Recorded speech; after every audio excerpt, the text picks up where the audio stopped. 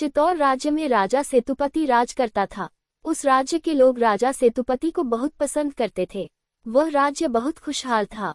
लोग वहां शांति से रहते थे। सब आरामदायक जीवन व्यतीत कर रहे थे।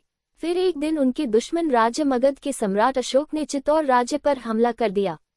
सम्राट अशोक ने चित्तौड़ राज्य को बर्बाद कर दिया और उनके राजा सेतुपति को मार दिया। लोगों का जीवन कठिन हो गया। वह लोग बहुत दुखी थे। उनको अब कोई उम्मीद नजर नहीं आ रही थी। राजा सेतुपति ने मरने से पहले किसी तरह अपनी शाही तलवार को एक बड़े पत्थर में गाड़ दिया। उसने तलवार को इस तरह गदा कि सिर्फ एक सच्चा राजा ही उस तलवार को उस पत्थर से निकाल पाए। लोग अब राजा की मांग करने लगे। लोग एक राजा चाहते थे। चित्तौड़ राज्य में एक लड़का विक्रमादित्य रहता था। वह अपने राज्य और लोगों को इस दुख भरे जीवन से आजाद करना चाहता था। उससे अपने लोगों की हालत देखी नहीं जा रही थी। सभी राजा बनने के लिए उस पत्थर में से तलवार को निकालने की कोशिश कर रहे थे, परंतु सभी नाकाम रहे। विक्रम ने भी उस तलवार को निकालने की कोशिश करनी चाहिए, परंतु सैनिकों ने उसे पीछे ही रोक लिया क्योंकि वह कम उम्र का लड़का था।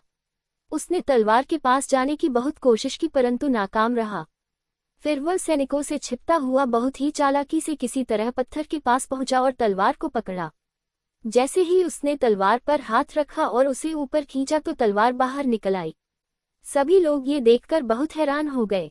सभी ने इसे अपना राजा स्वीकार किया और उसे राजा घोषित कर दिया।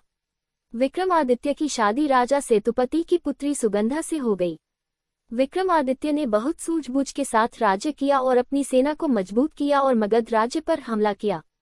राजा विक्रमादित्य की सेना बहादुरी से लड़ी और मगध की सेना को मारकर विजय प्राप्त की। अंत में उसने राजा अशोक को मारकर अपने राजा सेतुपति की मौत का भी बदला ले लिया।